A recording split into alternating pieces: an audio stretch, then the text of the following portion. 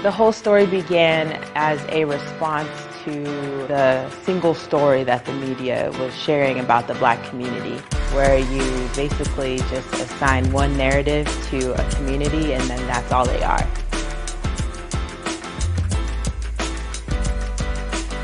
Hi, my name is Rachel Egboro and I'm director, curator of The Whole Story, where 5 individuals share personal stories to expand Black narratives.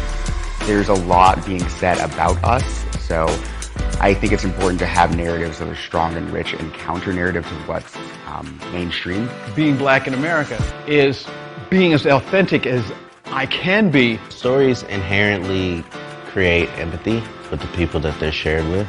Tamir Rice happened in Cleveland in 2014, so that could have been me, really just a kid playing with a toy. When people in the audience who don't look anything like the people who are sharing their stories, they can listen and connect with the experiences, the feelings, the emotions shared that's behind the stories. My story was a journey throughout my life. In all of those different instances in my story, I was one of few Black people. I feel like it's really important for African Americans to start telling their stories more so that we know who we are. It's always important to just hear individual experiences because those individual experiences add to the whole story. Welcome to The Whole Story Part 2!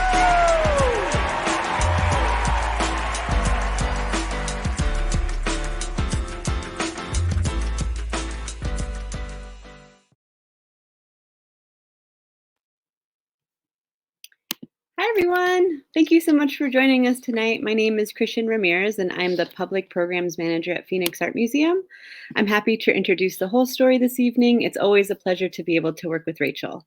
I just wanted to take a quick moment to thank the Angela and Leonard Singer Endowment for Performing Arts for making this virtual program happen tonight, as well as thank our museum members for their continued support and all those who've donated towards this Pay What You Wish program. We can't do what we do without you. And that's all, just keeping it short and sweet, and I'll turn it over to Rachel. Thank you, Christian. Welcome everyone to The Whole Story 2021. I also want to thank Phoenix Art Museum for providing this space and opportunity to connect with you and also to our stories. The Whole Story is a platform for Black narratives, and in 2020 we were challenged and the whole world was challenged, and we learned a lot about ourselves. And this is an opportunity for you to hear how a story develops from one single experience into a whole story, which you'll hear later on this year. Each storyteller that you'll hear from today basically signed a contract in blood saying that they were going to tell a full story with me. So stay tuned for that. I also want to, again, thank Phoenix Art Museum, but also share that while we are apart, we are still together. We're working hard to develop programming that is interactive and fun. So as you hear us brainstorm about our stories today, please pop questions or comments in the chat, and Christian will be monitoring them and we'll try to share them within our dialogue today. So a little bit about The Whole Story. We started in 2017 in partnership with the Art Museum on the final weekend of the Kehinde Wiley A New Republic exhibit, where he put Black subjects in scenes that they weren't typically shown. So he would put Black people that he pulled off the street to take a picture and then paint their face and their body in scenes that were romantic, like Michael Jackson on a horse in a suit of armor, or someone in kind of like the Christ and Rosary or Catholic kind of themes with a white circle behind their head, and kind of elevating what Black narratives looked like visually. So I saw that and thought, wow, it'd be great to be a part of that exhibit and elevate Black narratives audibly and visually, because you're seeing Black people telling their stories, but they're not just, hey, this is my story as a Black person. It's the focus is, hey, this is my story, and you can see that I'm Black, so that makes the story different from what you might not experience if you didn't look like me. So it's a great opportunity to connect, but without feeling like you're being educated, because you're just hearing from someone's everyday life. So that's the challenge that we're taking on today, is not telling a full story, but just sharing about our everyday lives and how they occurred with us in 2020. So that's the point of What Happened, What Now. And before we begin and jump into our stories, I'd like to take you through an exercise that I do to either start or end the whole story session. And it's a little call and response that I do with every audience that I encounter. And I'm going to bring up our storytellers to join me as well. So joining us tonight are Fatimah Halim, a sage storyteller in the community here in Phoenix. Welcome, Fatimah. We also have Candice Tolliver, who is my dear friend, a dancer, a teacher, an educator, a philosopher, a stargazer. We also have Dominic Braham, who is a nonprofit activist, father. I'm not going to give away his story because you'll learn more about it soon. And philanthropist. And we also have another philanthropist with us tonight, Drew, who is also a social entrepreneur. Welcome, everyone. Are y'all ready to do this call and response with me? Let's do it. All right. So I'm going to put in the chat or in banners on the screen, so audience members, you can join in so we can all get on the same page. Thank you, Christian. So I'll say story, and you all will follow when it says you. Story. I'll say once upon a time, and then you will all say time. All right. We know that there's a delay, so it's okay. Let's just do this. Also, you notice that we all got the memo today.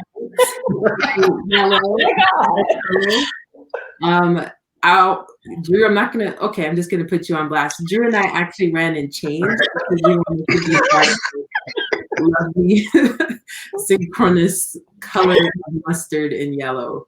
I mean, we look great. We're golden. There you go. Yes. Let's do this. All right, ready?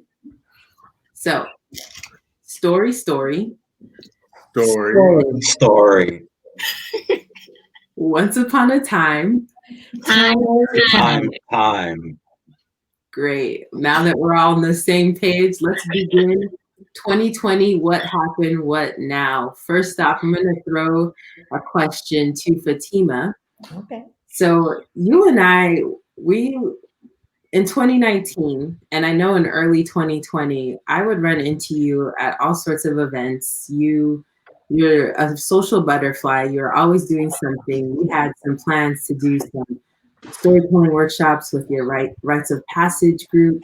I saw you at the Javier Omar concert. Anything to do with music or awesomeness, you were there. So my question to you is, how did you make life in quarantine? What changes did you have to do, and what opportunities or space were you able to make for things that you wanted to do because you were at home? Well, the good thing about being retired is that you are almost self-quarantined all the time to a degree, which is a beautiful thing. And I totally enjoy the space like that. But this particular time, I did something so off the chart for me at this point in time in my life. I got a puppy Rottweiler. Okay, now you need to know something first. I had a bird, a beautiful African gray named Lulu. She would talk, she would do everything, but she was a mess. And I said, oh my God, this is a little bit much having this bird. She is so messy. She is so much work. I got to sit and talk to her. I got to teach her. And then I decided, for some crazy reason, to get a dog. I'm here, I said, okay, my grandchildren come in and out all the time, but I just wanted something here all the time so that if anything go down, the Rottweiler, I would say kill, and that's what would happen. So I got this little puppy Rottweiler. And I was like, after I got the Rottweiler, I realized two things. One, why old people don't have babies. And two, that the daggone bird really wasn't that bad. The Rottweiler was, it's like having a toddler. 24/7. They don't go to sleep. You can't put a bottle in his mouth. It was crazy. And then one day, my 2-year-old granddaughter came over. She got in the crate. The dog is looking at her. And I'm like, okay, I see the difference here. Humans are worse. Human babies are worse than dogs and they're worse than birds. So it just solidified one more time why old people don't have babies.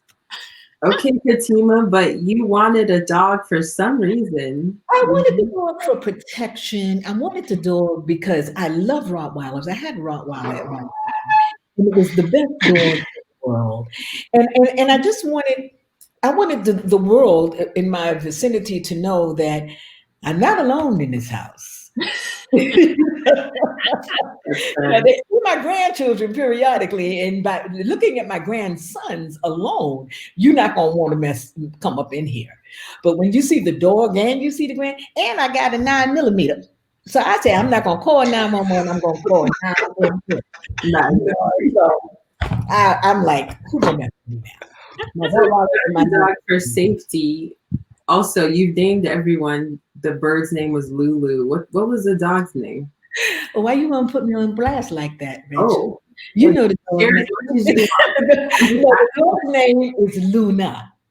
Oh, that's so cute. Yeah, the dog's name is Luna, and she's really a sweetheart. As a matter of fact, she's being very quiet now, and I can appreciate that. So it's good.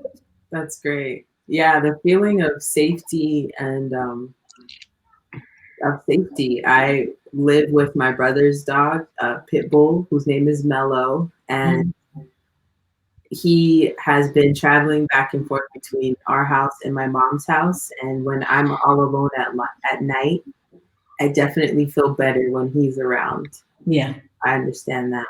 Yeah, just to throw this out there, I'm doing a mosaic outside on my wall, and my back is turned to the street into everything. But I always have Luna outside with me on the porch.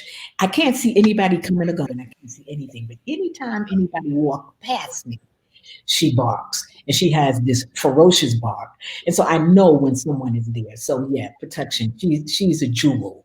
Very, very happy to have her. Do you, whenever you're walking Luna, do you end up talking with other people? Has she become a kind of conversation starter with your neighbors? Oh, my neighbors know her because every time I see them, they say, "Oh my gosh, she's getting so big." She's growing, and they saw her as this cute little puppy, and they would say, "Oh, how cute is she?" And I would say, "She's cute now." And every time it's like, "Oh my God, look how big she's getting." It's like she keeps getting bigger and bigger and bigger. So yeah, she is a conversation starter. And then I take it, now she thinks she's badass here, but I take her to the dog park and she's a little punk. She runs under the table. She runs up under the table when the big dogs come. She doesn't realize that she's gonna be a big dog. She runs up under the table. She just doesn't, she's scared to play with the big ones. She finds smaller dogs, but she's getting better. She's getting better. Candice, don't you have a dog? Yeah, I was gonna say I love that. I got a dog and a kid, so I got a 2 for 2. I got a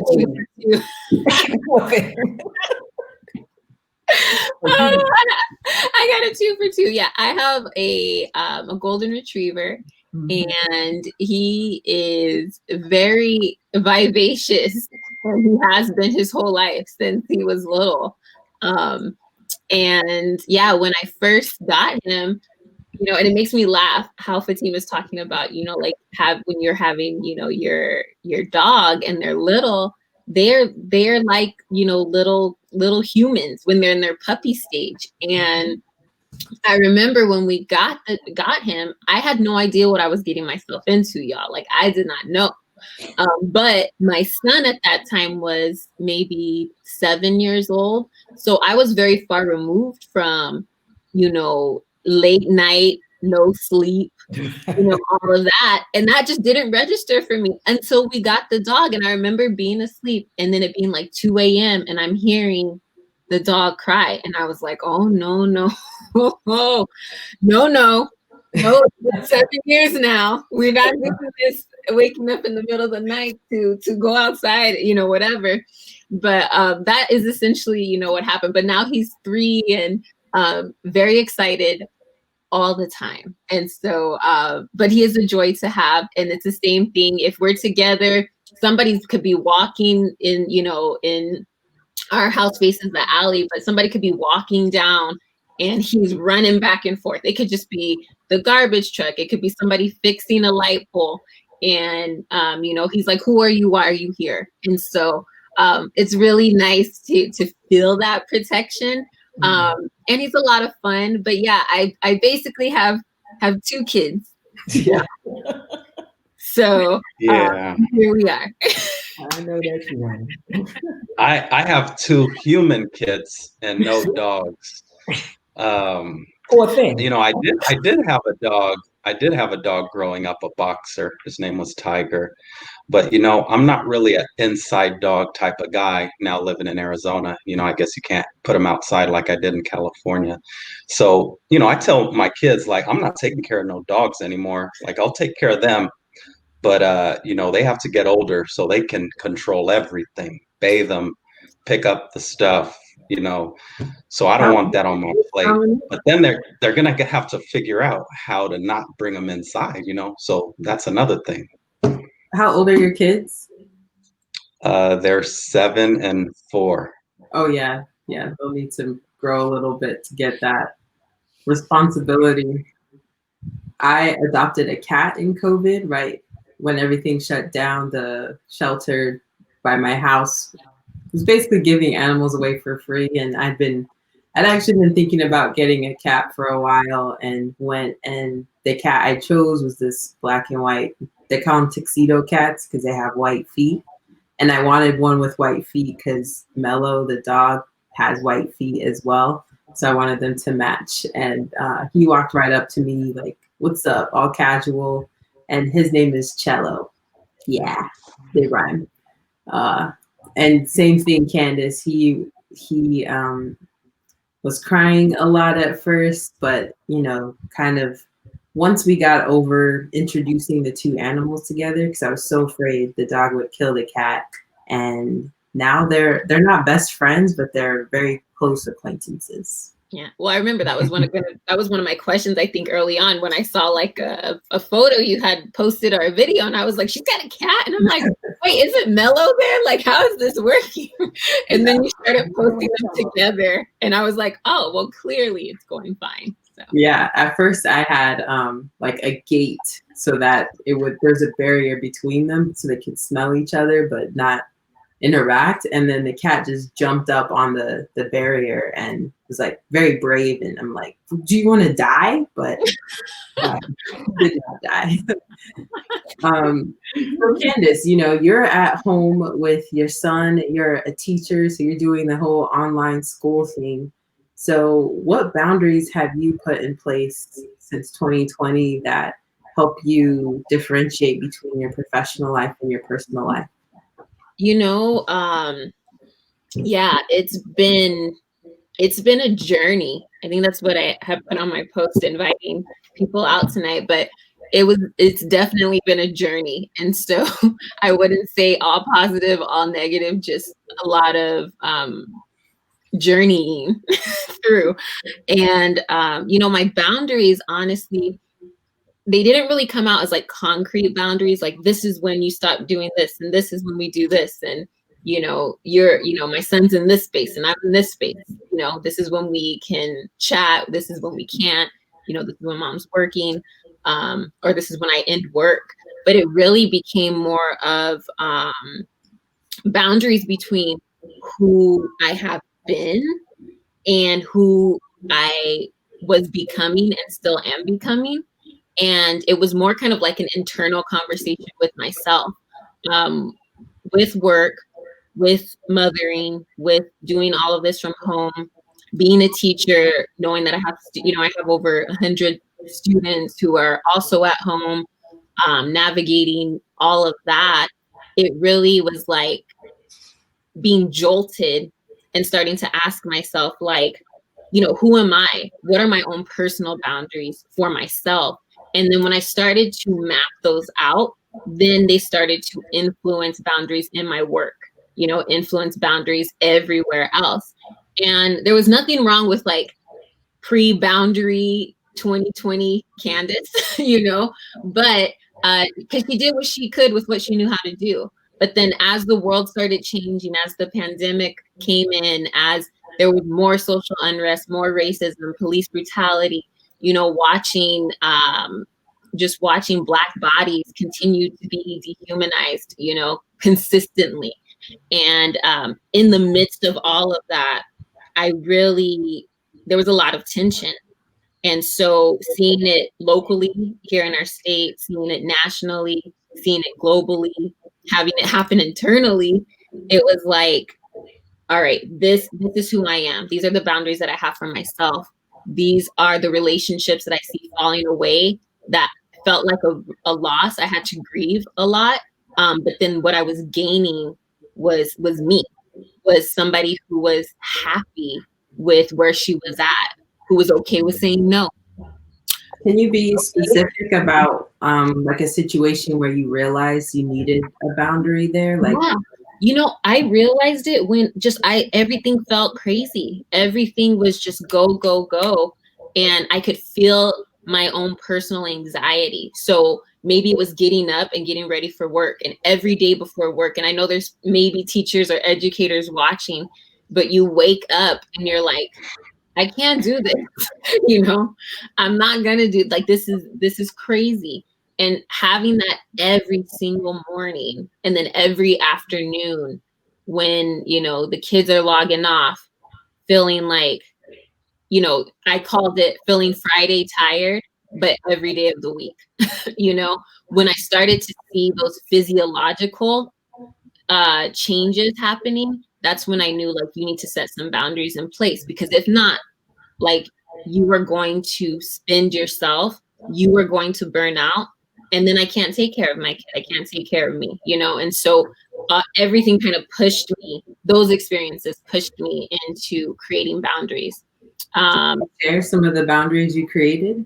Yeah, for sure. So like I said, saying no. I said no a lot, in the midst of conversations about, humanizing the Black experience, between talking about police brutality and all the questions of what can we do? I got a lot of those, and I said no to quite a few of them because it was putting me in a place where it was still just grabbing. And that's a lot of what I started to feel like in general. So between my job and between just my regular roles that I was, that I'm playing, that I involved in, you feel people pulling, and you're just more, and I finally realized, like, I need to say no. And so I started saying no. And so that was a really big boundary that was helpful for me in that time. Yeah, you bring up a good point about saying no. I think a lot of people, anyone who has a platform or is just, honestly, you don't even need a platform. I think last year, a lot of people went to the one Black friend that they were close to in high school or college or whenever. People came out of the woodwork and asked, what can I do? How can I learn more? What were some of the questions you all got, and how did you respond, or did you create a boundary or not? Well, I did. I definitely created a boundary because I understand the way your emotions, Candice. I was enraged, and I was enraged ever since I started my rage when Trayvon Martin was killed, because he looked like my grandson, and he was about the same age, and it hurt so bad. And then after Trayvon, you had one after the other, after the other, after the other, after the other. And that's when the rage really started building, to the point where I could not, I felt like I was having a breakdown. I truly, truly did. And one of the things that I realized, because I truly felt myself going into a breakdown, and then I remember my mother, who did have a nervous breakdown at one point in her life. And as I was going into this breakdown, I said, oh my God, I have control over this. I can go crazy and have this breakdown, or I could be sane and stay who I am, if that's sane. But I chose not to have the breakdown, and that was a good feeling. But what I did do was at that point I realized I'm not here to teach white folks about us. In this whole 2020 thing, that's what got into me. That's where my boundary was. I'm not teaching white folks. You don't need to you don't need to teach yourselves. You don't need to find out about us, because they were coming to me asking, well, what can we do? Well, what should we do? And I'm like, you did this. So figure out how to undo it. Figure out how to make it better. You know how to do shit. Don't ask me how to do it. Okay. And that's where my boundary was. I wasn't about to teach white folks anything. I was done. I was done teaching you how to interact with Black people, or how to talk to us, or what not to say, what's politically correct. I don't give a damn. And that's how I am. That's my boundary, and that's where I have it till today. I'm not teaching white folks. If you learn from watching this, good for you. Thank you for paying attention. But at the same time, and I'm getting ready to sound like a white person right now. I've got friends who are white. Don't they say that some of my best friends are Black? Well, I got some very close friends, women that I truly love, who are white women. And I talked to them. I told them how I felt, and they got it. And if they didn't get it, well, hopefully you got it now, because it's real for me. It's very real for me. Yeah, it's funny you say that. Like you guys talked about setting boundaries, and over the course of the summer, where we saw such unrest around, what people were seeing via social media and through videos that people had captured, with whether it was Ahmaud Arbery or Breonna Taylor or George Floyd. The trauma that happens, especially to us as Black people, can really make us calloused to hearing or educating or sharing our experience or how we feel, or giving advice to other people who don't have that same experience. And for me, after the George Floyd video came out, and I still haven't watched the entire video, I looked at the thumbnail and I knew I couldn't watch it. After that, that image shook me enough where I had to take a whole week to not stay radio silent, to not talk to anyone publicly about it. I talked to a friend here or there to process what I was feeling. And one friend was like, so what are you going to do next?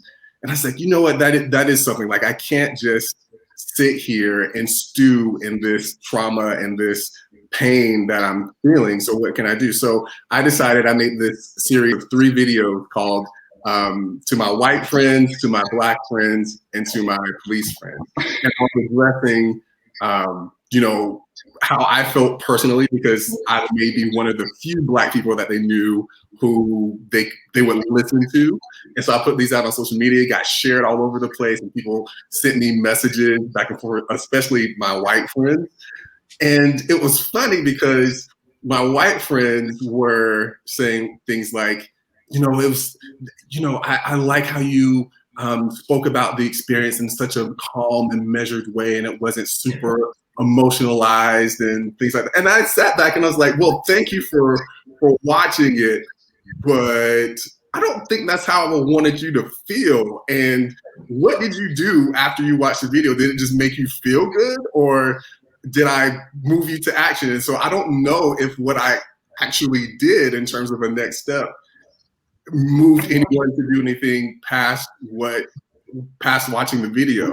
And so for me, I had to really sit and reflect. It's like, should I have been more angry? Should I have been more passionate? Should I have, called for, some action after that? Maybe I needed to have a call to action at the end, which I think I did. But even with that, I don't know if it was powerful enough. And so I really had to reflect on what you ladies were mentioning, I was like, maybe I should just tell people to find information on their own, because I am not the spokesperson for the entire Black experience. So, so I feel you on that. You know, the first videos I created and the last videos I created on that topic. Yeah, I think, you know, like what's so wild is like when it comes to social media and people, like Rachel was saying, like this expectation to say something. And I remember another one of my boundaries was like, I wasn't arguing with people on the internet. Like I legit sometimes would make posts and be like, I'm not here to argue with anyone. So if that's what you come here to do, you're not going to get it from me, you know. But I was very open about my boundary of do not send me reckless stuff to my messages, to my inbox. And I would get videos of okay, from someone who was white, who I didn't even have a very close relationship with. This is multiple people. A video of a Black person agreeing with their stance. They would send it to me. And I'm like, the audacity that you have to be in my inbox, you know? And so those kind of things I would vocalize, and I had very strict boundaries. I would reply back, do not send me these types of things. If you send me something like this again, like, you know, you'll be blocked or whatever. But that was another boundary that I had to set. And it was hard because I am the kind of person that does like to engage, and I do like to share. And during this time, it was very hard because I would see things and be like, oh, you should say something, because I felt prompted to do so. But I also knew that I did not want to deal with whatever came after that. So it was like, I wouldn't comment because I didn't need someone to go in and comment behind my comment and then be like, is this what you meant to say? Which then ties back to kind of what you're saying, Drew, is like, you know, you're saying what you're saying from your experience. And what I've realized is that people can take anything that someone says and kind of mold it in a way that it's palpable for them, right? And they were sitting here like, that's not even what I was trying to say, though. Yeah, I've been done entertaining white people for a long time now. I feel like, you know, convincing people of non-color why racism exists or what's our experience is just a waste of time, and it takes us back. You know, we're already trying to prove what's happening where they should already know, you know, and if they don't, then too bad, we're moving on. So, you know, and that takes away from like all the greatness that we are about, man. Look at our history, how resilient we have been, where we, you know, live in a world that is built for white people and we thrive. A lot of us do. But, you know, on TV and stuff, you see the narrative about, you know, all the negative stuff. So us trying to justify what's happening just takes away from this greatness that we're about, you know, like look at this platform. You know, Rachel created this platform. You know, Candice is teaching students and being a leader and a mentor. Fatimah's making mosaics. Drew's a business owner. You know, I've gone through the landmines of working for white women in the nonprofit sector, and now I'm an executive director, you know? So I'm done entertaining people like that, and I'm moving on to embodying and showing the results for our greatness. Yay, Dominic. Thank you for sharing that. And Candice, some people have asked me, you know, the whole story, does that mean all stories, you know, like all lives matter? And the thing is, the whole story was created to expand Black narratives. It's a platform for our stories. My vision is to continue to empower Black voices and help people tell their stories, Black people. However, like Fatimah said, we have white friends. My mentor, Dan, is a white Buddhist. And I think that's beautiful. But this platform is strictly Black. Black. But the audience, it can be anyone.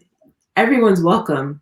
But what you'll see on stage is always going to be any shade of Black, because the whole story of Black people, Black narratives is about the struggle, but it's also about the wins. It's about the loss, and it's also about the wins.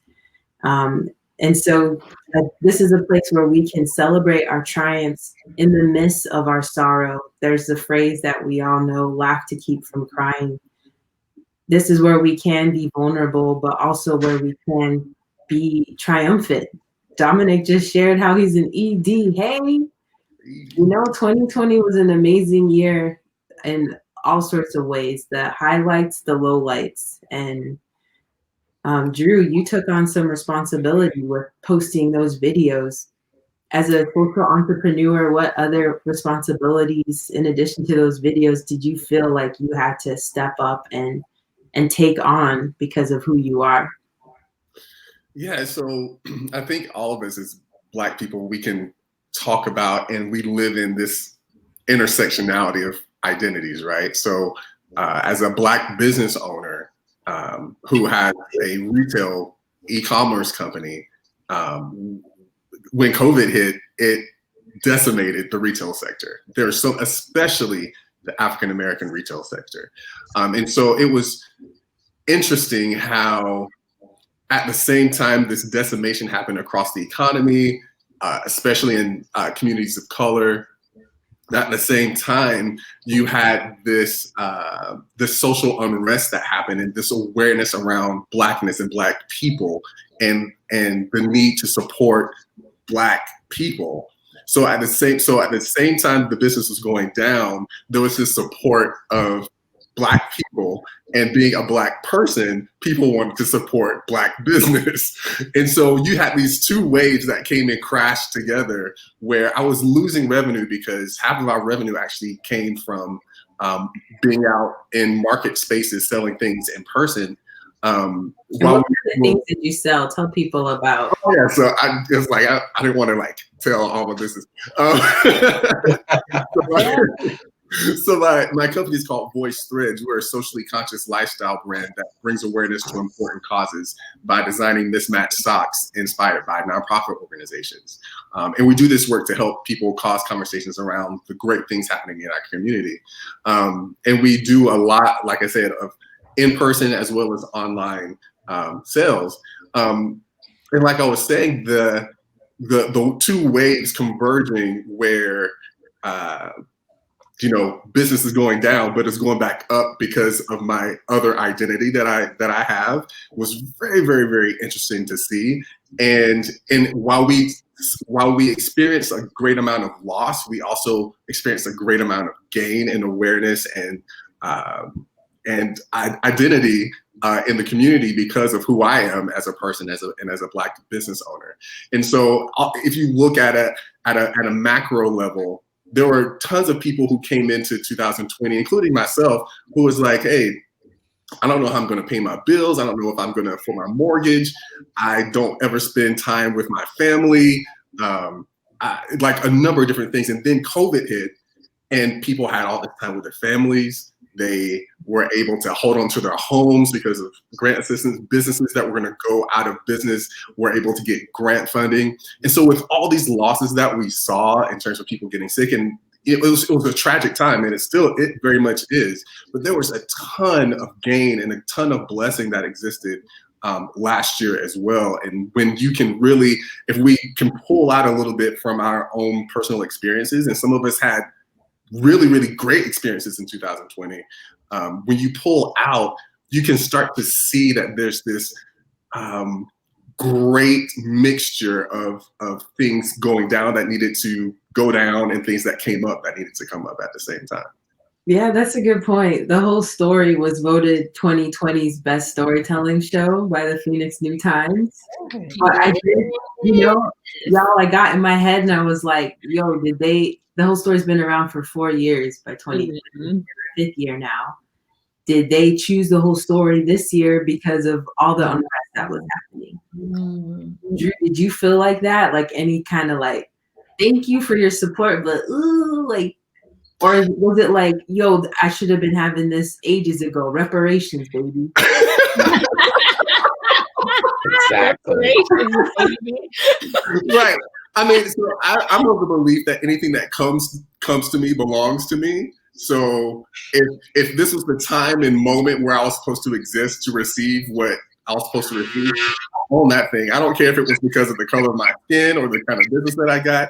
It belonged to me. So I'm like, thank you. I appreciate it. I'm glad I'm around. I'm glad that it's something that people can, appreciate and bring value to. So yeah, I received it. And I've gotten rid of this idea of like tokenism. I was like, if I'm the only one in the room, I'm gonna bring, you just wait long enough, there's gonna be a bunch more of us in the room too. And that's that. Fatimah, what were you saying? No, I'm in total agreement with Drew and what he said. Whatever comes to you, whenever it comes, and if it just so happens to have come during this time as a result of what's going on, it's not like you don't deserve it. It's not like you shouldn't have had it 4 years ago, or you shouldn't get it again in another 5 years. You absolutely deserve it. So it wasn't just they gave it to you because, oh my God, you're the only Black thing in town. So what can we do? Well, you are maybe the only Black thing in town, and that is what they could have done.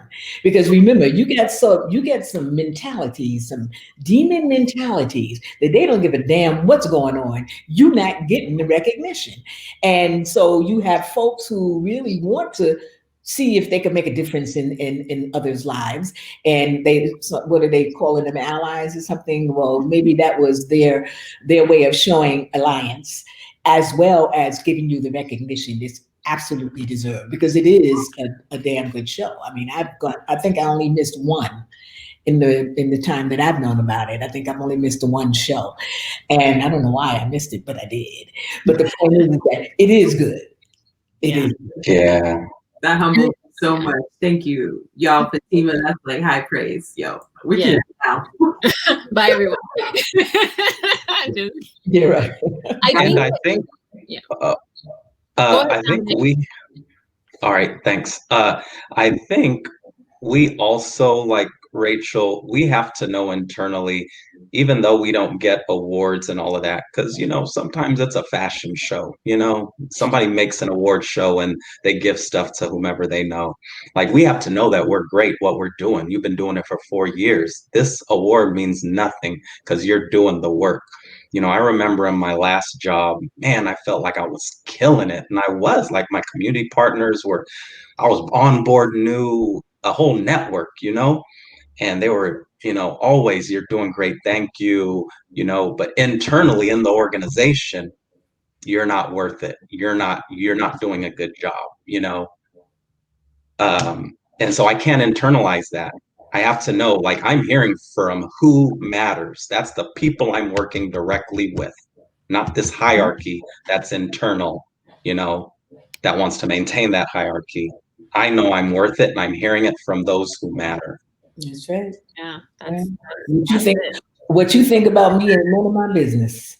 That's true. I will say, I also got lots of recognition elsewhere. I got 40 under 40 with the Phoenix Business Journal. Take it all. Put it on the resume. Thank you. I'm trying to jump on the mic for a minute. Right. Yeah, no, I think, it brings back to that point where, like, it's like the battling between the two. You know what I mean? Like, there's the side of you that's like skeptical. Like, why am I here? Like, what are you really trying to do? Are you taking advantage of me? And then there's the other side that's like, let them think what they want. But if I'm in the room and I'm doing what I know I'm supposed to be doing, what I'm called to be doing here, you could be trying to take advantage of me or have ill will towards me. And at the end of the day, like, I'm still going to shine. I'm still going to win. I'm still going to impact, influence, because at our core, whatever we're putting out is for the good. You know what I mean?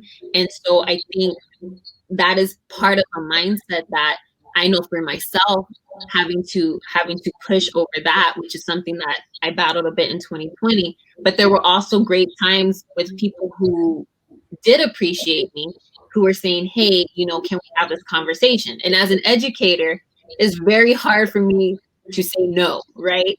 I usually have to be very like, you know, like you dropped in my inbox with mess for me to kind of write you off in that point. But there were also really amazing opportunities where maybe I was the only one, you know, or I was one of 5, and they were like, well, we've talked to her before, so let's reach out. And I can never know the reach that I had from that conversation. You know, I don't know the ripple effect or the domino, but I do know influence, and that we all have it. And so it's not whether you're going to be out influencing someone or not, but it's how. And so whether it's being brought into a space, I'm the only one there or not, you know, it's still the opportunity to, like Dominic said, is to be Black and to be excellent in all my Blackness, and inviting people in to experience that. And regardless of how they feel about it, like I know how I feel about it. So. Yeah, we have a comment from Jeremiah in the comments. He said, Black existence is Black excellence. And I couldn't say it any better. Fatimah, what were you? I was going to say, I want to show just the audience, the ingenuity of you, Rachel, in this particular format that we have right now. Because people may have come on thinking that they're going to hear the story from Fatimah, and then the story from Candice, and then the story from Dominic, and then the story from Drew, and then Rachel will sum it all up with a story. But see, your mind, you took it to a whole nother level, which truly, as a storyteller who's been doing this for longer than literally all of y'all have been born, literally, and you took it to a whole nother level. Your whole idea was to show the Black narrative. And what's happening now is you are literally giving us a platform to narrate, to tell what we are feeling, to tell what our experiences have been within the last few months. And that's part, and we're telling our story. Now, it may not be in the format, whatever that means, that people are used to seeing in regards to, well, I'm going to sit up there, as all children do, we imagine quite clear things that our parents neither understood nor feared. I mean, we could tell a story like that, but that's not why we're here. We're here to share our narrative, just like your intent was when you started this. So I applaud you, beloved. I truly applaud you for your courage, how dare you be different? You dare to be different. And I love it. I love it. I love it. And I thank you, because see, I'm at a point now where I tell my story the way I tell my story. What the hell I want to tell it. And I like the way I'm telling it right now. You know, I turn down shows right now because I don't want to stand up on the stage and tell a story. And if you got enough money, however, I will stand up on the stage and tell the story. I'm just, for those of you who may want I didn't pay Fatimah to say that. She just said that for free. So thank you. Oh yeah, no. So I'm just my brother is here, who is the supreme storyteller. He's visiting from New York. Please, let's see your face. Well, I'm just a face. You can't see on the camera. We want to see you. Look at him. Hi. Hello. Okay, so many of you know, like, these are the 5 women who influenced me musically in my mosaic behind me. And one of them, of course, is my mother. But one of them is also a woman named Faye, who's the only one still alive. And Faye, Jimi Hendrix loved her. But what most folks don't know is Jimmy was a friend of my family's, and he used to live with my brothers. And so whenever you see any documentary about Jimmy, for the most part, I don't know if y'all even know who Jimmy is. This is a whole nother generation here, okay? You'll see this face. Nice to meet you. Thanks for nice to meet you. That's part of my narrative. I can't tell stories without talking about my family, because my family is my foundation. So. Speaking of family and relationships, Dominic, how did your relationships change in 2020? Drew talked about, you know, how there was a struggle to be at home, to be focused, to be, you know, with family and connect, and then everything changed. What was that? I know 2020 was different for you in a lot of ways. What was that like for you? Yeah, you know, I feel like I lost some independence, but gained deeper connections in my relationships in my inner circle. Um, you know, like uh, the year started off with me like leaving my job, you know, literally hearing uh, you know, former boss in a room telling HR that I'm not working out, I'm not doing a good job. And so I sent in my 2 weeks right there before they even came out the door. Um, and then, you know, I was literally getting that $600 a week. You know, I got my 26 weeks in. Um, and now, like, I have gotten married, you know, so my personal relationship is so much deep. You know, I was on a walk. I go on walks every morning, and I was just thinking, like, there is no unnecessary drama in my life. Like I am now, I always knew I was great, you know, and I got things done and I set goals, but there was always like relationships that made that hard. Like my outcomes weren't happening based on my greatness, you know? And, you know, I was just thinking like we were doing a budget this week, you know, and I was like, you know what, I think I should fully fund my Roth IRA. And we did that, but she was like, yeah, I think that's a good idea. Like, this is What does both that of us. mean, Dominic, funding your Roth IRA fully?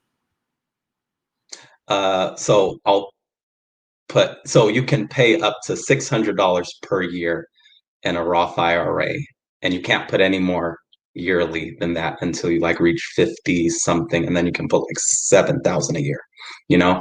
Um, so, you know, that's my retirement. And so anyways, she was like, yes, we agreed on this budget within like 10 minutes. And I was like, wow, that was easy. Let's be great. Like, let's keep this up, you know, like we can reach our goals, you know. So personally, my relationships got deeper. Like during quarantine, when I was home, man, I taught my son how to ride a bike. Like I cut his hair for the first time. So now I'm just like cutting his hair, cutting my hair. Like my daughter learned how to swim. Um, you know, so I focused on my internal relationships and made them that much deeper, you know, like at the beginning of the year, like I said, like I turned the negative situation with not working to be like, all right, let me focus on my current home, fix it up, rent it out. I had to move in with my parents, you know, for a few months. And that was hard, you know, especially with different generations, you know, parents are like, well, you know, let your kids give them what they want to eat. And, you know, things change. They forget how to be parents. You know, she didn't treat me that. My mom didn't treat me that way when I was young, you know, but all of a sudden now with her grandkids, let them do it, let them run amok, you know, that's not happening. So I had to like balance that in the home. And like, you know, if my kids got bored, you know, they're bouncing off the wall. So I'm like, if you get bored, you come see me.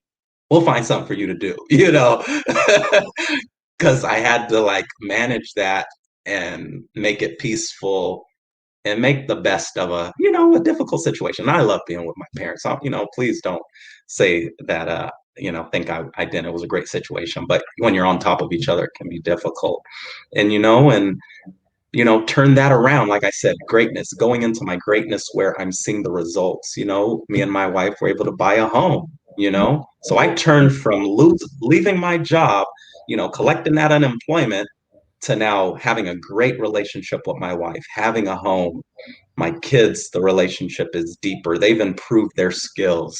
My work situation, you know, I'm around, you know, like I said, I'm done entertaining people. Like my job now, like I feel like there's so much potential. I can now run wild with meeting goals and growing something without somebody behind me having their insecurities come out because, you know, I'm supposed to maintain my position. Like, no, Like now I don't have that anymore. You know, I am having joy working with people from other countries, you know, who want it just as bad as I do.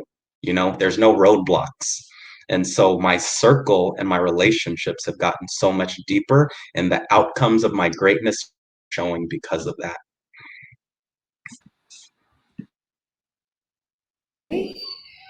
Oh, good.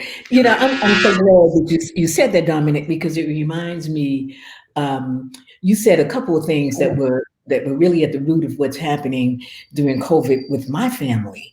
You know, I used to do sister circles, and I've been doing them for like 30 years or so. And because of COVID, I couldn't do the sister circles anymore. But what I did begin to do, I began to have circles with my daughters and circles with my grandsons. I have 14 grandchildren, 9 of them are boys, and they're all big kids. You know, they're like 19 up to 25. And I started having circles with the boys, the young men, and then circles with my daughters. And it's different than family dinner. It's really completely different than family dinner. So, because I suggest any of you who have children out there, I don't care how old they are, have circles with your family, with your children, and not around dinner. Keep doing that, absolutely. But I'm talking about where you're just sitting down and you're talking about what's going on in their lives and what's going on in your life, and you're sharing your stories with one another and helping one another deal with whatever challenges they may be facing, but you're dealing with it as a family. So I love the fact that COVID presented that for our family. It presented the daughter circle, and it presented the grandson circle. My granddaughters were in the daughter circle, the ones who were in town, and my son, he wasn't in the son circle, in the grandson circle. I hope he's not watching, because he's going to wonder, yeah, Ma, what the hell? What's up with that? Because we're going to do something just me and you, baby. So yeah, I suggest that you'll do that your families out there, you have those circles, because they're different than family dinner. Family dinner is very social and it's just out there. But when you do a closed circle where you're talking to one another, it's very, very special, very, very beautiful. So yeah. Thank you for reminding me of that, Dominic. That's important. Yeah, like you said, family is the foundation, you know, like my motto is I do for myself, my family, and, you know, people of color, like that's the order, you know, and family is really important. I remember, like, in previous jobs, you know, I would bring my kids to like an evening get together, and I would get pushback, you know, and now, you know, that's not a problem. People understand, like, your family is everything, you know. The circle that I'm around understands that. Where it looked to other people like, oh, I don't want to give off an impression. I don't know what impression having kids around, but now people understand, like, that is everything, you know. We work to supply for our family, you know. One of the things that happened, COVID also brought to us some tragedies, and I'm quite sure at some point there may, hopefully none of you experienced that, but I experienced it internally, because it was my niece's husband and her mother died within 10 days of each other, which was very, very tragic for our family, because we loved both of them dearly, my sister-in-law and my nephew. And as a result, my niece came to live with us. She left New York or New Jersey, and she came to Phoenix to live with us. So that also increased the richness of our family, bringing more people in who were on the East Coast and coming in to be with us. My brother that you just saw was his daughter. And it's just a wonderful thing, just now the family coming in so that we can provide the love and the support that she needed so dearly after losing her husband and her mother within 10 days. So she came with her 2 daughters, and her daughters went back to New York to go to finish school. So sometimes we get so busy, we get so preoccupied with, with the mediocrity of life, that we forget what is the most important thing? And that is our family, our children, our grandchildren, our mothers, our fathers, our nieces, our nephews, our aunts, our uncles. Those are so important. And then we have extended family as well. We have our circle within the circle, and that's important too, to keep building relationships, because I love the word relationship, because within that, and I heard this from a brother, Astarius, he said, because within that, there's that word ship. And what is a ship but transportation? Something that is going to allow us to move forward. And our relationship should be that which moves us forward. Just like a ship would, which is just take us there. And we have to always put fuel in the ship. We always have to make sure that we are doing our part to make sure that the ship is running well. We have to make sure that we are putting everything that we have, all the energy, all of the life force that we have in order to build that relationship so that we can continue to move forward into our better and our higher selves. Okay, I'm done. Go ahead, Rachel. I'm done. I do that sometimes. I'm learning here. I'm soaking it up. I got my pen right here, my little notepad. Write that one down. Yeah, remember we were gonna pass around a talking stick. Yeah, right. That's why I said I'm done. Completely. Let me pass it on to Candice. Oh wait, this way, Candice. Yeah. Fatimah, you just kind of nicely set me up, because I was gonna follow up with Dominic about deeper relationships. And the word ship too. It's a journey. And Candice talked too about self-care, and Dominic as well, taking care of yourself. You said me, my family, and then my people, my Black people. And 2020, I think we all learned how important it was to look inside first before we poured out. And for me, the real kind of thing that made me pause, I guess, was, growing up, my family was very a close nuclear family. My parents, my brother, and me. And from high school, college, it was kind of that. We have extended family here locally in Phoenix, and then in Nigeria and London, but we didn't really network. Like, we would see them once in a while. And Fatimah brought up tragedy. We had two big deaths in my family that I'd never really experienced tragedy on that level until 2020.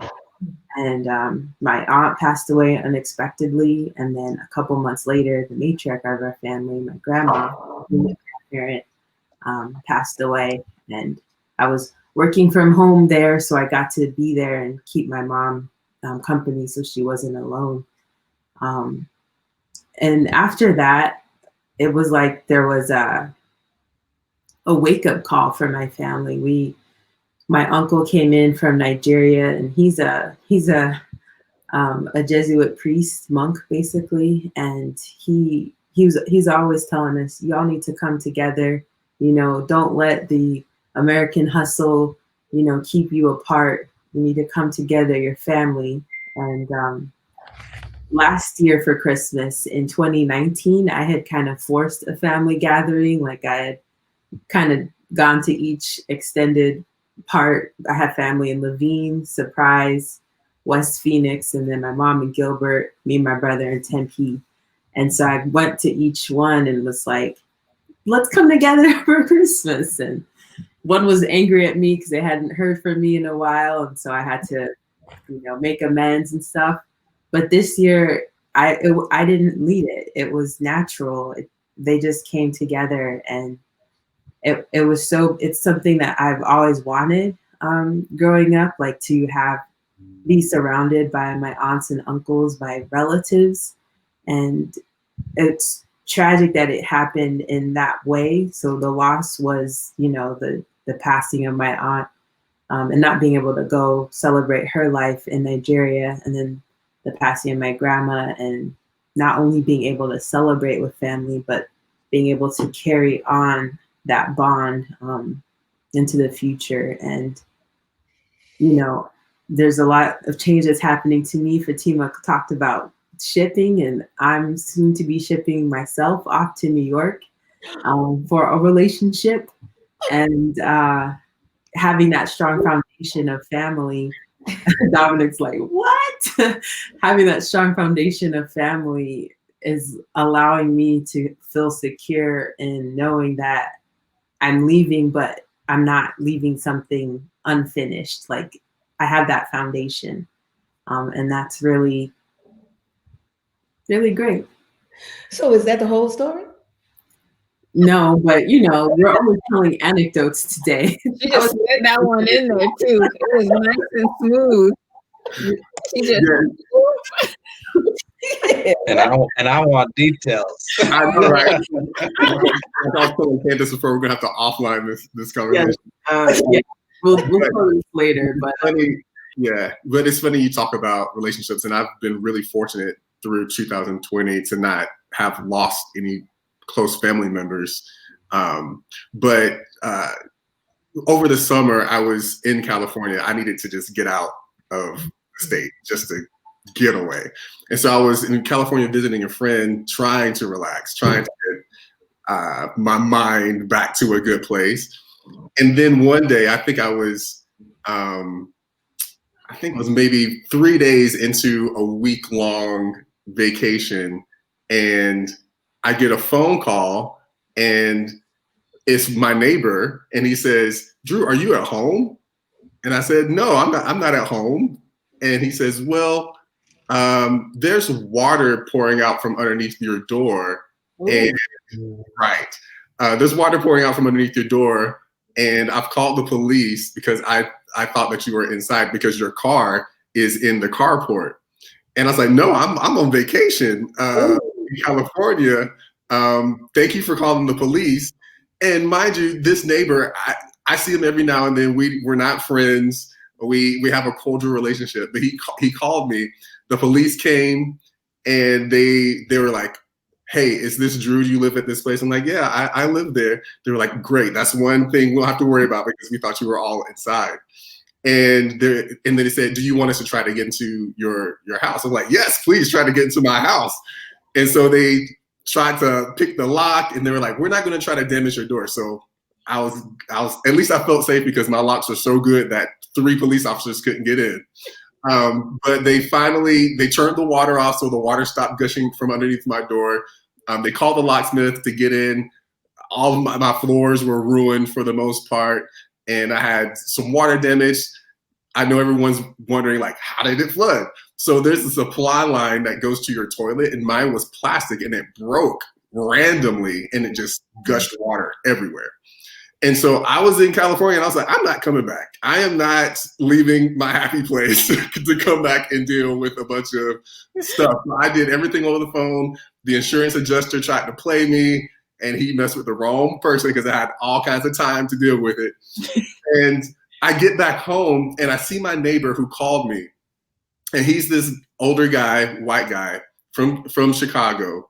And he was like, he saw me, and he was like, "I am so glad that you were not in there because I thought that you had," once again, this is during the summer. He's like, "I thought that the things that were happening in the world had made you hurt yourself, and you had done something in the like fallen down or hurt yourself in the shower." And he started to cry. Oh. And it like touched me so much because I don't know him that well, but he was so affected by what he saw in the world and how he thought it was affecting me, and that if my life was taken from this earth, that he was going to be so affected. And so I was like, man, people are out here really feeling more empathetic than they have before. I know what we see in the world in terms of like people seeming to not care, but to see a almost stranger who's my neighbor care that much about my welfare, my well-being, who doesn't look like me, who probably doesn't have the same kind of concerns that I have in the world, but the thought of me hurting myself because of what was going on in the world really, really affected me. And that really made me think about all the other people who were going through this same traumatic event of the world in their own way. And sometimes projecting it onto other people and hopefully making them a more caring, kind, empathetic person. And so yeah, it just really made me reflect. I was like, man, everyone is not callous. Everyone is not uncaring. Everyone is not against Black people. There are still real humans. There's still people who really, really care. And these aren't people that we know. You know, I think that's a good story in that he had your phone number. So apparently at some point in time, you gave it to him. Well, I'm the HOA president, so everyone has my number. Explains that. But then the second thing is, one of the things that I did is I gave my neighbor, who I'm pretty close to, my key. So if anything should happen while I'm not there, and I trust them explicit, I mean, I truly, obviously trust them. And I think that we really need to know who our neighbors are, because quite often we'll go through life in neighborhood without even knowing who our next door neighbors are. Now, I'm from New York, and we always knew who our neighbors were. We always knew who everybody in the building was. I grew up in the projects, I grew up in the tenements. We always knew our neighbors. And so it was just a given. But when you move out in a place like Arizona, in Phoenix, sometimes you just don't really know who your neighbors are. I know every single one of my neighbors. Anybody's house who I could see, I know who they are. I know what their names are. They know my name. But there was one neighbor, because he's a New Yorker, and I gave him and his wife my key. So I think that we need to think about that we're not always going to be home. And thank God he was a human. Thank God he was being human, and he did that because that was good. I suggested if you get to know your neighbors, not to the point where you want to give them your key necessarily, but certainly that so they'll feel at least comfortable enough to call you or find out who you are, where you are, so that they can help you in case of an emergency, because that was a serious emergency. Yeah, for sure. And what we started doing actually is so my two immediate neighbors, we started letting each other know when we were out of town. So we would leave each other little notes like, hey, I'm going to be out of town from this date to this date. Here's my number. Let me know if anything happens. That's and so it's unfortunate that something like that had to happen in order for us to be able to support each other in that way. But it happened, and it built a better, more solid relationship between me and my other neighbors. And we communicate now more than we ever have before. That's a good point. The unfortunateness that something like that had to happen to, and then fill in the blank. I think we can all identify with that. One note about neighbors, and then we're going to kind of wrap up in pointing out themes in our stories and areas to explore and go deeper. Like Drew just dropped a whole another side of his story that he hadn't shared earlier. So we're going to dig a little deep into, you can hear the cat clawing on this cat tower. Sorry if you can hear that. Anyway, so my mom's neighbor at her residence in Gilbert, he knew that she lived with her mom and was taking care of her. And so he just randomly started pulling out her trash and recycling bins, pulling them out for her every Wednesday and putting them back. And just showing neighborly kindness and sweetness. And that's really nice. Yeah, it's wonderful. So, and he had Trump flags lining his front yard, little flags everywhere.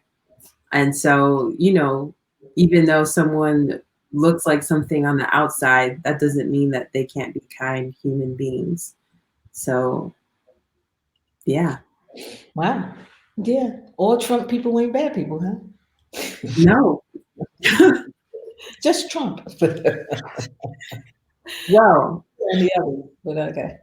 Some themes, Fatimah, that I would like you to explore that I hadn't necessarily thought of initially, but as you started talking tonight and you shared about the 9mm, is the theme of safety and protection.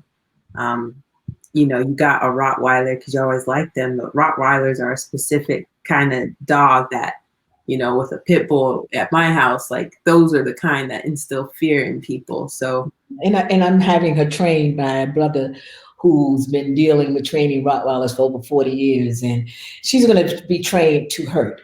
but she also will be trained to love people and to be kind and loving to children. It's like he said, she'll lick a baby in the face and bite a man in the ass.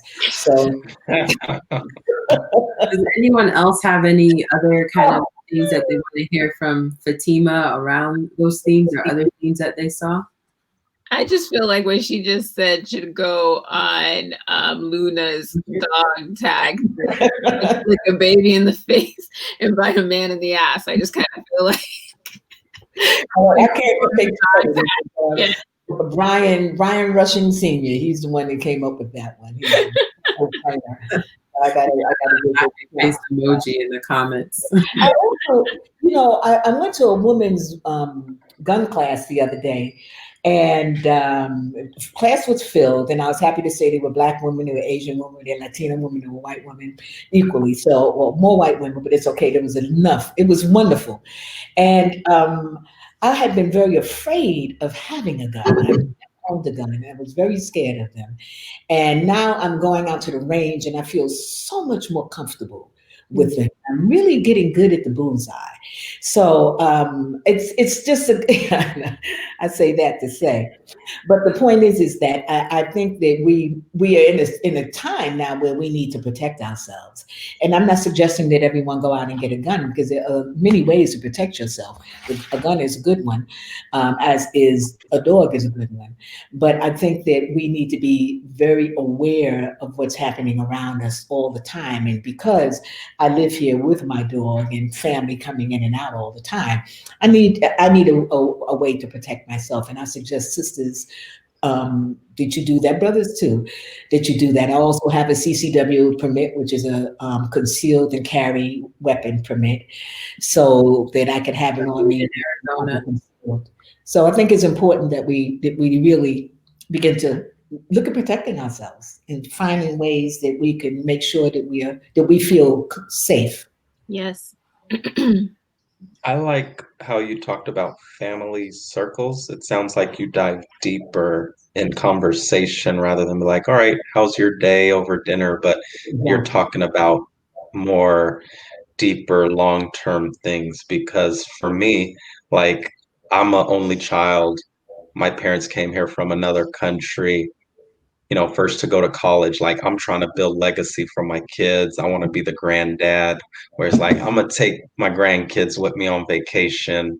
I'm trying to build that. And so I think, but that starts with like teaching at a young age and having conversations. What do my kids want to do? What are they talented in?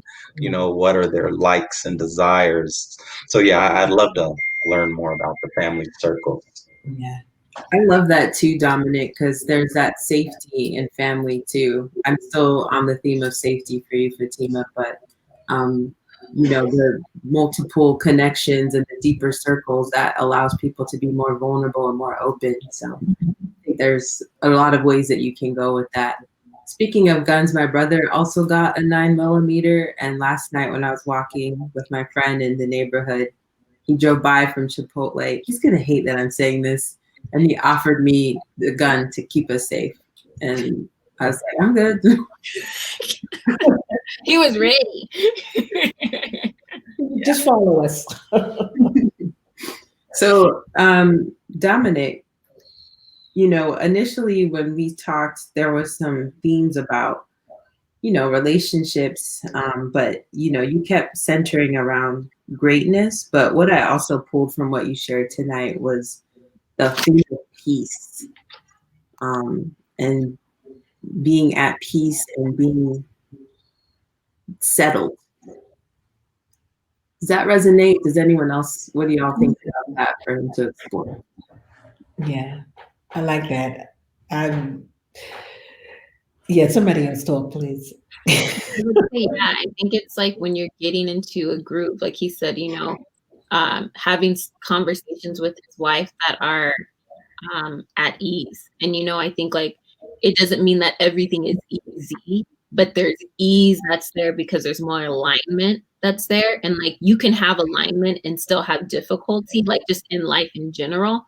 But when you have the alignment, getting through the challenges and the difficulties is not stressing you or pulling you out of alignment. Instead, you're still going that way, but all it is it's just that challenge that's in the way, you know, but you're progressively moving forward, like he was saying in the work, right? It's letting the greatness be what it is, and it pushes you forward instead of holding you back or getting you off track. So I hear that too. I hear alignment. I see ease, not because it's easy, right? But that it's just there's a clear understanding of who you are, where you want to go, and everybody who's in your ship, right? Like everybody in the ship knows what they're doing on the ship, and everybody knows where the ship is going, and everybody's excited about going there. Yeah, the other thing I like too is like in order for you to get to the place where you are now, of that place of peace, you had to change your position, right? Like you had to move from one place, make some hard decisions in order to get your peace. It wasn't easy to get to that place. And I think a lot of us forget, it's like, and we wrestle with like, man, why can I just not avoid drama? Why can I just not be happy or content or satisfied? It's because we're staying in a position where we're not supposed to be. We need to sometimes move somewhere else, quit something, do something we've never done before in order to get that peace that you find. And you'd be amazed that peace is invaluable. So you might take a salary cut, you might like lose some hours of your day, but that peace though, people, we underestimate how powerful that is. And so that's one thing that I took away in terms of themes from what you were talking about. It's like that repositioning in order to get your peace. That's awesome. I feel like you're speaking to me. Today was also my last day at my current job, and it was heartbreaking. I wasn't ready to leave, but I know I'm moving forward to something that will align more to my bigger purpose. And I can't think for myself. So any themes that y'all heard for me that came up that you think I should explore?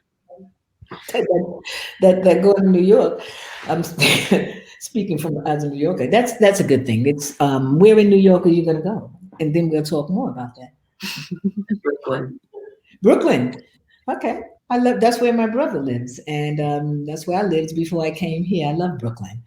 I can't say anything bad about it. Just enjoy your life, baby. You got a long one coming if that's the will of God, and there's nothing that says you have to stay in one place. Yes. So just explore the world, and New York is a good place to start. Enjoy. Yeah.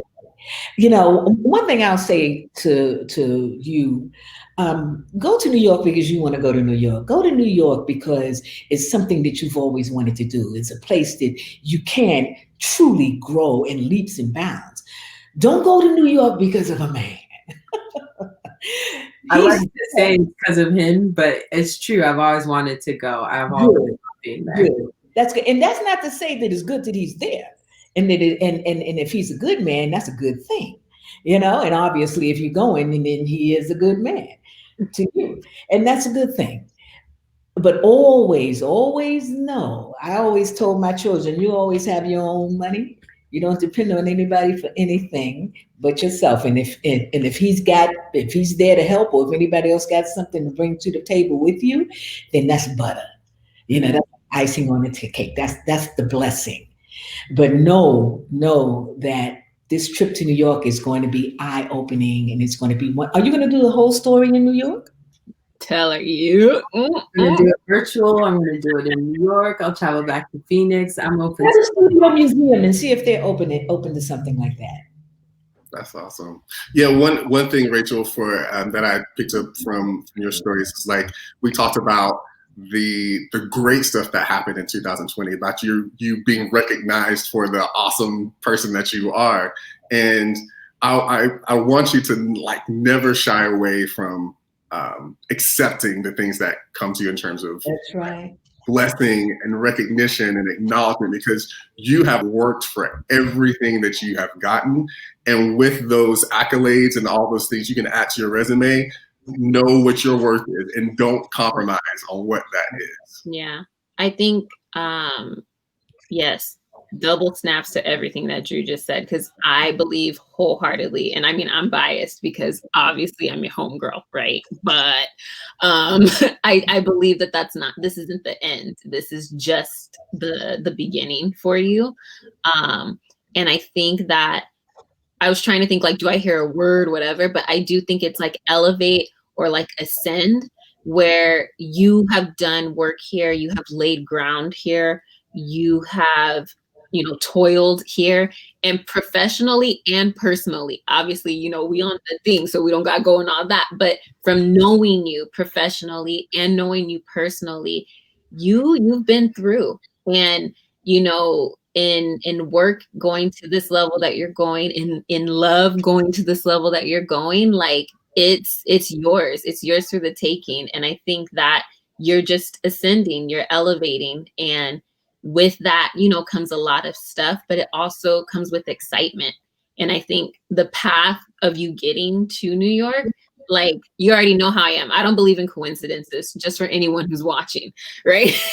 I don't believe that things are coincidences. I do think that there is, timing. I think there's opportunity, but I also think there is us putting in the work so that when the timing comes, when the opportunity presents itself, we don't have to shy away from it. Instead, we're like, that makes sense. Okay, let's go. Of course.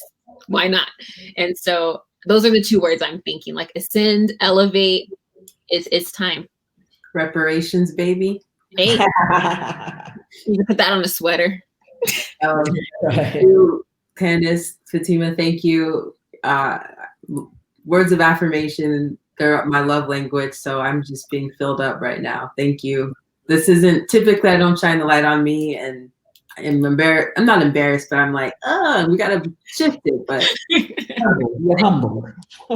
And Rachel, congratulations on everything. And I love it. It sounds like, you could have been comfortable out here doing the whole story, working your job,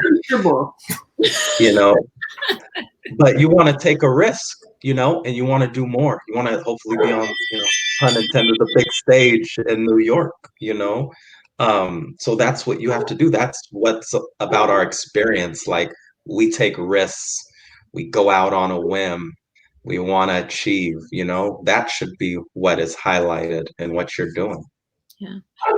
All the amazing people whose stories you're going to amplify in another place. And I think that that's, they're waiting, you're waiting, so that's kind of cool. I'm not leaving Phoenix. This is my home. So my heart will still be here in a lot of ways. And my plans to incorporate more Phoenix stories, New York stories, wherever the stories come from. Someone's watching from Brazil, your story. So we still have two other people to just talk about some themes. Drew, you talked about the things I liked tonight were being neighborly and overall just general human kindness. And I really liked how you showed that, not just through your neighbor, but also in the kindness and the time you took to make those videos. Because as you heard tonight, no one else, I think people to Google, no one else wanted to take the time to add to the conversation in the way that people were asking for. And even though you doubt, the results, you still did it. Like Dominic said, you still stepped out and took that risk. So I feel like that is another aspect of human kindness that you could explore. Any other thoughts? Maybe I hit it on the head. So Candice, for you, we started out with boundaries, saying no, and then what are your personal boundaries? I don't think we moved away from that in any way tonight. If anything, we just went deeper into it. And thank you for sharing how you have to draw some lines between educating the broad public, educating your students, educating yourself on how to take care of yourself. That's a huge lesson that as Black women, we all need to know and need to have. Well, I feel like this is a good place to put a pin in it. We all have our marching orders, so Keep thinking about those themes in your stories. Let them percolate.